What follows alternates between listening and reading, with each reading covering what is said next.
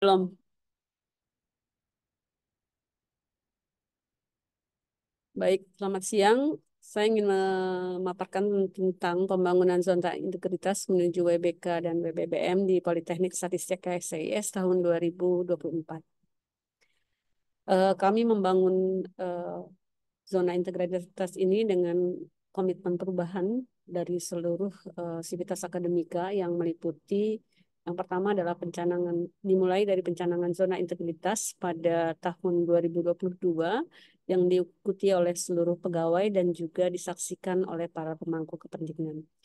Kemudian diikuti dengan penandatanganan Fakta Integritas seluruh pegawai Polstat untuk menyatakan bahwa kami semua berkomitmen penuh dalam hal pembangunan zona integritas ini yang juga dibuktikan dengan adanya baliho besar di Teknik Statistika STIS yang ditandatangani oleh seluruh sivitas akademika.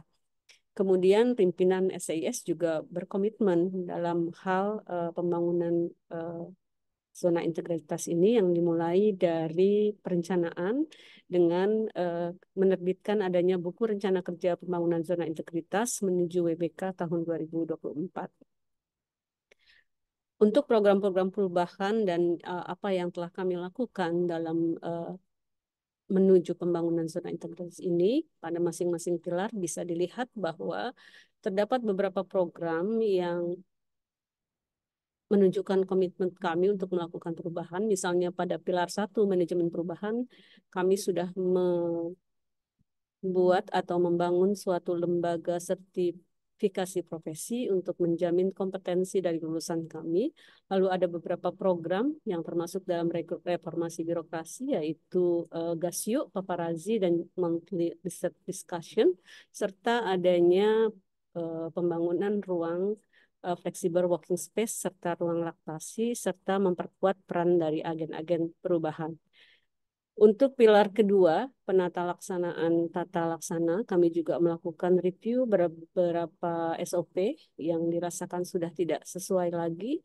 Kemudian juga kami mulai mengadopsi sistem pemerintahan berbasis elektronik, lalu juga membuka informasi publik melalui website dan media sosial, serta memperbaiki pola seleksi mahasiswa baru dalam seleksi penerimaan mahasiswa baru, dan juga melakukan reakreditasi program studi dan institusi.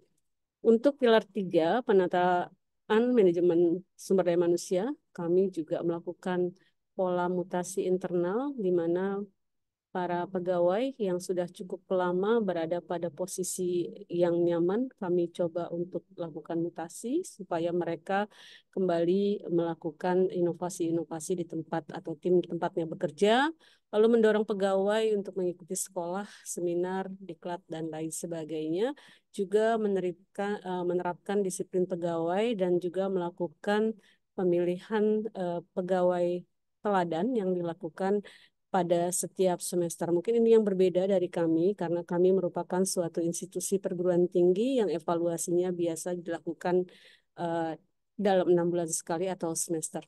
Di pilar 4 kami melakukan penguatan akuntabilitas, di mana dari tahun ke tahun kami melakukan berbagai upaya perubahan untuk meningkatkan nilai sakit, lalu juga menyusun dokumen perencanaan kinerja, melakukan rapat manajemen secara berkala, lalu melakukan sesuatu pembayaran dengan cashless saat ini, dan juga melakukan sistem penerimaan berbasis CAT dan CBT.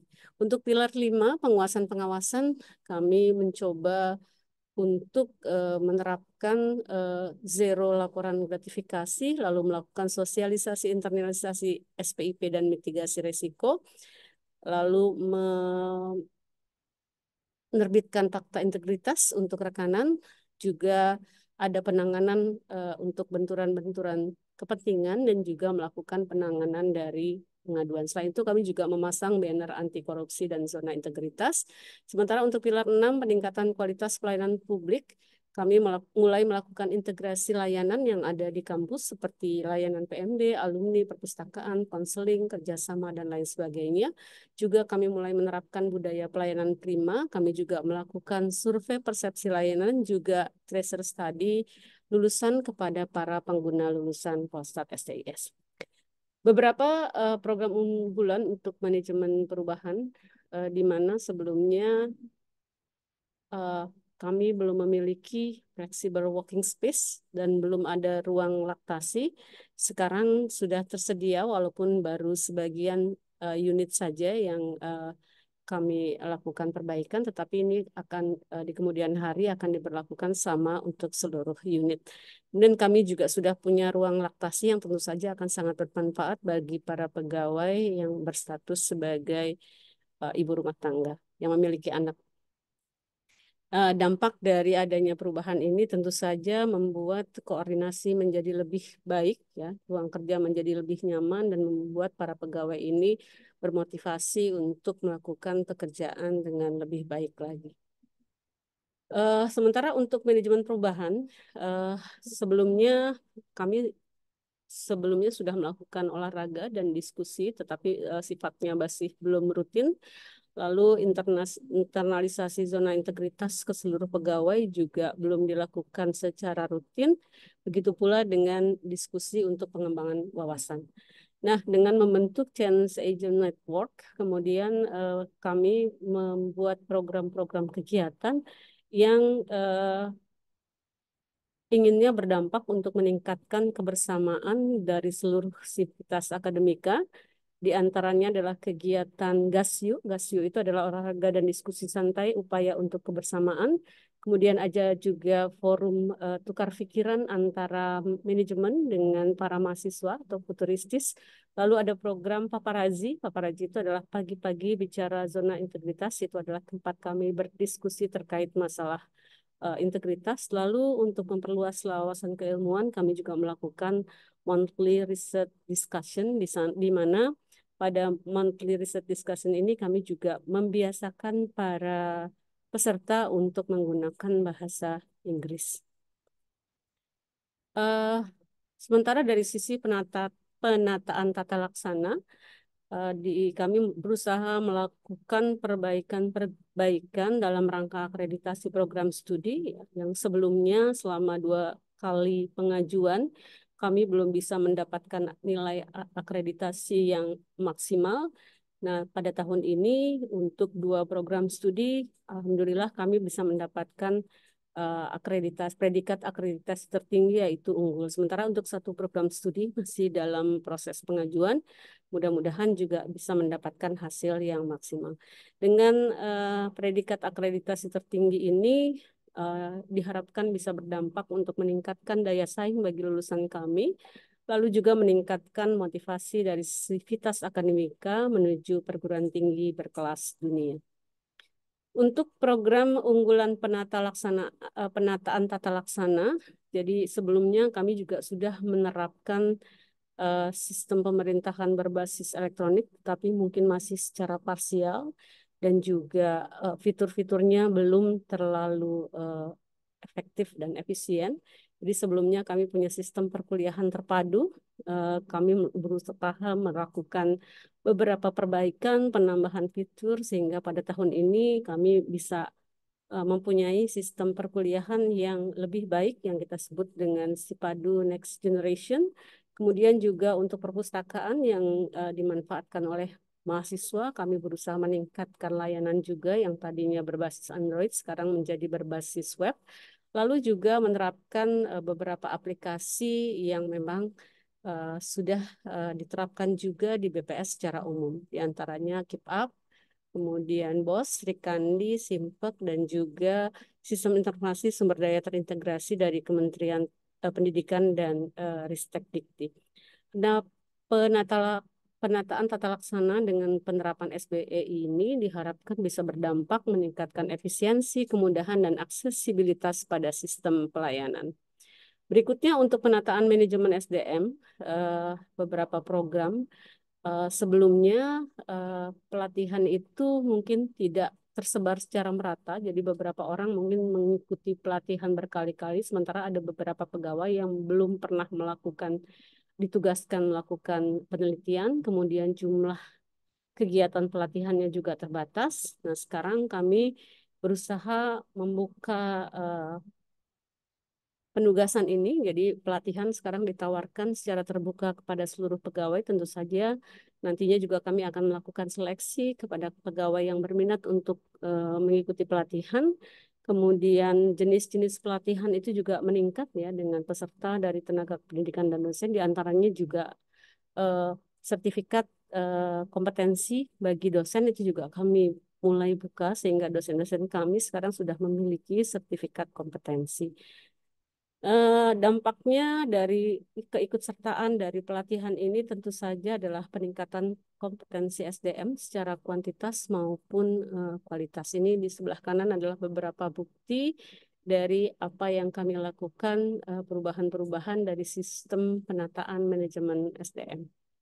Berikutnya untuk penataan manajemen SDM juga. Jadi kalau sebelumnya kami belum memberikan penghargaan secara khusus kepada karyawan atau pegawai yang berprestasi, tadinya dipilih berdasarkan kinerja oleh pimpinan.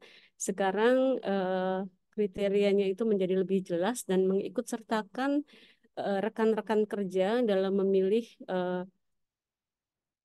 pegawai atau sivitas akademika yang berprestasi. Jadi pegawai sekarang diikut sertakan untuk memilih eh, yang dampaknya tentu saja akan meningkatkan motivasi bagi para pegawai. Jadi tahun ini, mulai tahun akademik ini kami sudah melakukan pemilihan untuk dosen berprestasi di semester Gasal tahun akademik 2023-2024. Yang terpilih adalah Dr. Ari Wahyu. Sementara untuk tenaga kependidikan berprestasi itu yang terpilih adalah Dewi Kusuma Hartati. Nah, untuk pegawai berprestasi ini juga kami akan memberikan reward yang juga bisa meningkatkan motivasi mereka dalam bekerja. Mungkin nanti bentuknya adalah dalam pengikutsertaan kepada pelatihan ataupun workshop yang tentu saja juga akan meningkatkan kompetensi mereka. Di sisi lain untuk penguatan akuntabilitas, eh, kami memiliki program yang sebelumnya pencatatan rencana itu masih secara manual, kemudian tindak lanjut itu belum terdokumentasi dengan baik, lalu akuntabilitas dari sistem penerimaan mahasiswa baru juga belum terlihat. Nah, sekarang kami melakukan perubahan-perubahan yang berdampak pada peningkatan nilai sakit setiap tahun. Jadi bisa dilihat mungkin di sebelah kanan itu adalah peningkatan nilai sakit dari tahun 2022 ke 2023 yang cukup signifikan. Lalu kami juga melakukan monitoring dan evaluasi kinerja melalui rapat manajemen yang dilakukan minimal setiap bulan ya. Lalu hasil evaluasi kinerja dalam pelaporan kinerja juga dijadikan sebagai dasar untuk perencanaan tahun berikutnya.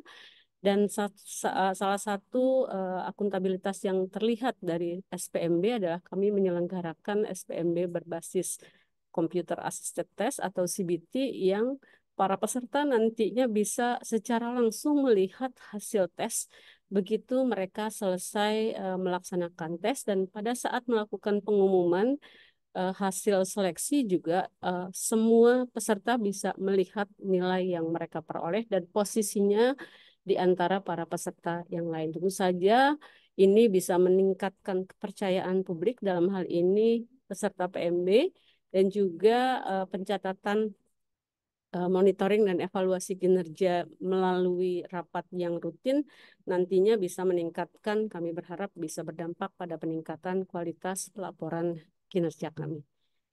Untuk penguatan pengawasan, dari sebelumnya belum terlihat adanya public campaign untuk pengendalian gratifikasi dan juga belum tersedia wadah pengaduan dalam pengendalian gratifikasi, lalu belum ada laporan monitoring dan evaluasi. Sesudahnya bisa dilihat di sebelah kanan, dan kalau Bapak Ibu berkunjung ke kampus STIS dengan mudah bisa terlihat adanya banner, baliho ataupun poster-poster untuk pengendalian gratifikasi. Kami juga menyiapkan link pengaduan dalam website kami melalui pengaduan STIS ACID, dan juga terdapat monitoring dan evaluasi untuk penanganan pengaduan. Jadi ini adalah tangkapan layar dari link pengaduan STIS ACID, dan ini tentu saja akan membawa dampak pada terkendalinya pengawasan praktek KKN dan gratifikasi sehingga tidak terdapat KKN dan juga tidak terdapat gratifikasi di kalangan kampus Polstat STIS.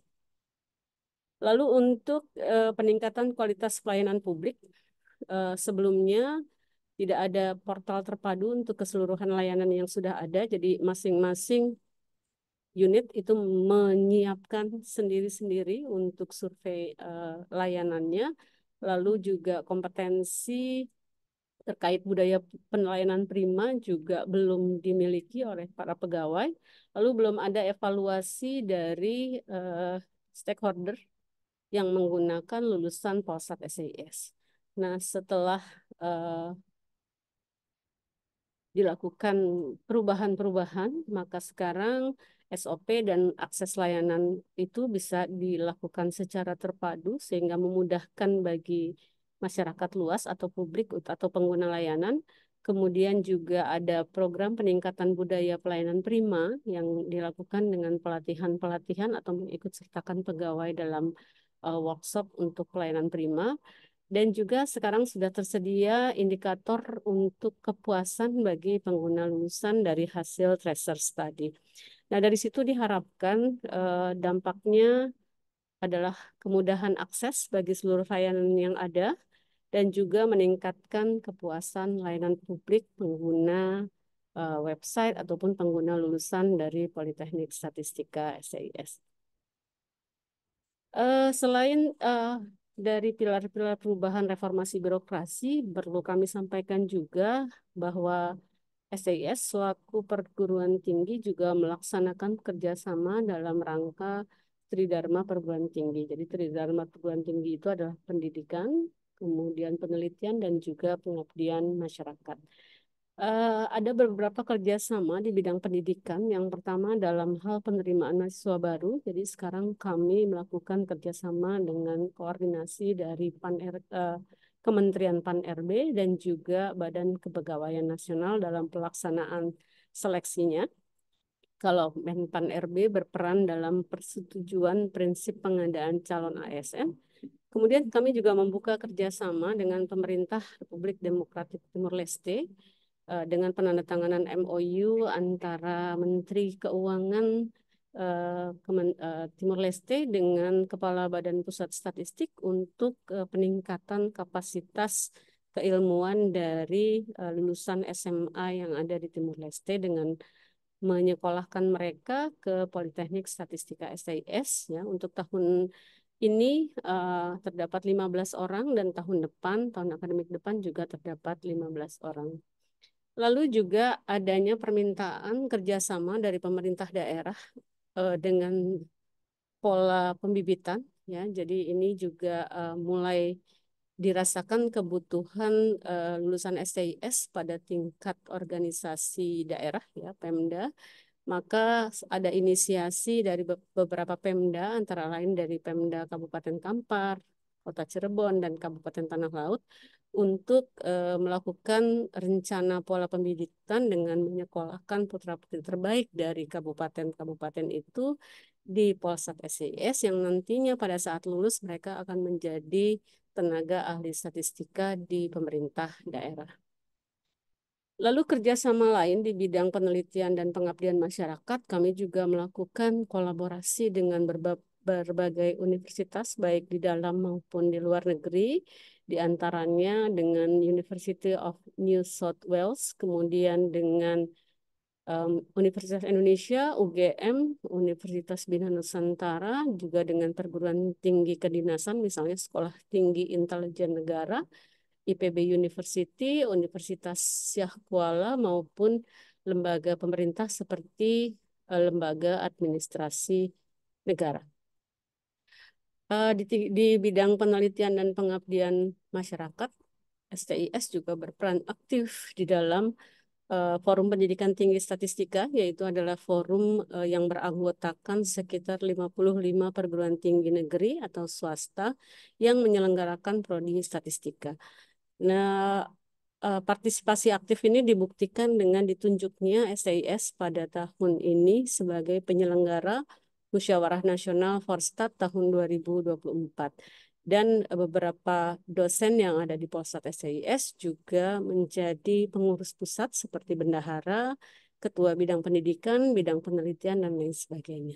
Di samping itu juga STIS berperan aktif dalam organisasi profesi Ikatan Statistisi Indonesia yang merupakan perkumpulan berbadan hukum yang menjadi wadah bagi statistisi atau penggiat dan atau peminat bidang statistika di Indonesia. Seluruh dosen STIS menjadi anggota aktif dari ISI dan peran aktif STIS ini ditunjukkan dengan uh, duduknya beberapa dosen itu sebagai pengurus, bahkan diantaranya sebagai Wakil Ketua Ikatan Statistisi Indonesia periode 2022-2026.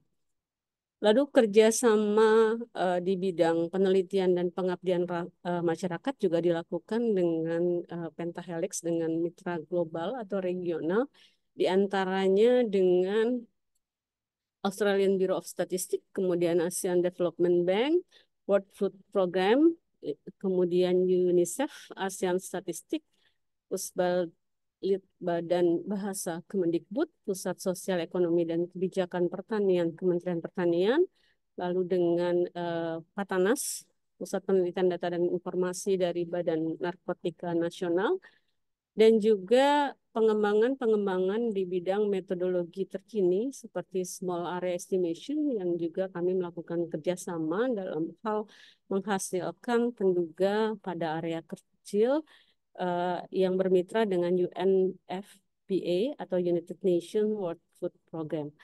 Lalu dalam hal indikator SDGs, SDGs juga berkontribusi mendukung Badan Pusat Statistik dalam upaya untuk mencari alternatif pengukuran indikator SDGs yang terkait dengan angka kemiskinan.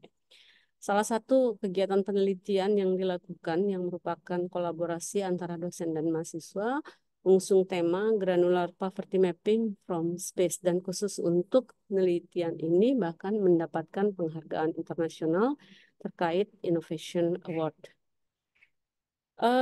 Kemudian ini adalah beberapa inovasi dan penghargaan yang didapatkan SIS pada periode 1 tahun ke belakang. Ya, di antara inovasi yang dilakukan adalah pengembangan SIPADU Next Generation yang merupakan sistem informasi yang digunakan untuk memenuhi kebutuhan terkait perkuliahan, akademik, penelitian, dan lain sebagainya. Seiring dengan peningkatan kebutuhan organisasi, SIPADU NG ini merupakan pengembangan dari sistem SIPADU yang sebelumnya juga sudah ada di STIS, tapi dengan fitur-fitur yang lebih banyak dan juga lebih mudah dalam penggunaannya. Lalu kami juga mendirikan lembaga sertifikasi profesi yang disahkan oleh Badan Nasional Sertifikasi Profesi untuk P1 yang memberikan kewenangan bagi SIS untuk melakukan sertifikasi profesi bagi lulusannya, khususnya pada jabatan ilmuwan data atau data scientist dan ilmuwan data media atau associate data scientist. Dengan adanya LSP P1 ini juga memberikan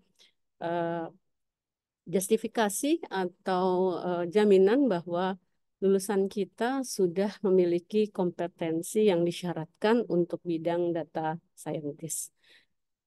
Inovasi lain adalah penyelenggaraan MRD atau Monthly Research Discussion yang juga sekarang semakin terbuka dari sisi partisipasi dan juga topik-topiknya.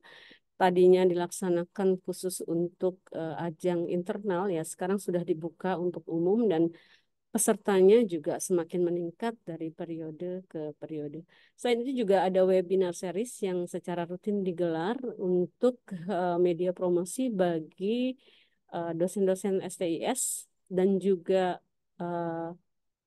akademisi lainnya untuk penyebarluasan ilmu pengetahuan dan teknologi di bidang statistik. Juga salah satu inovasi adalah ditunjuknya SIS sebagai Sekretariat UN Regional Hub on Big Data and Data Science for Asia and the Pacific yang menunjukkan bahwa Polstat SIS dipandang sebagai salah satu institusi BPS ataupun Polsat SIS yang leading dalam hal penggunaan big data dan data analisis dalam official statistik di wilayah Asia dan Pasifik. Kerjasama ini adalah dengan UN Global Platform dan ini bisa menjadi media bagi peningkatan kapasitas peneliti atau akademisi di kawasan ataupun uh, staf dari National Statistical Office di kawasan Asia Pasifik dan STIS berperan sebagai sekretariat ataupun tenaga pengajar di dalamnya. Beberapa penghargaan yang diterima tadi juga sudah saya sebutkan bahwa yang terbaru kita mendapatkan uh, GEO SDGs Award dalam bidang inovasi yang diterima langsung oleh penelitinya yaitu Dr. Ari Wahyu di Cape Town, Afrika Selatan. Selain itu juga mahasiswa menghasilkan prestasi-prestasi yang membanggakan baik di level nasional maupun internasional. Kami juga mendapatkan penghargaan kearsipan dan juga peningkatan nilai sakit. Demikian yang bisa saya sampaikan dalam hal reformasi birokrasi yang dilakukan menuju zona integritas dalam rangka WBK dan WBBM. Terima kasih. Assalamualaikum warahmatullahi wabarakatuh.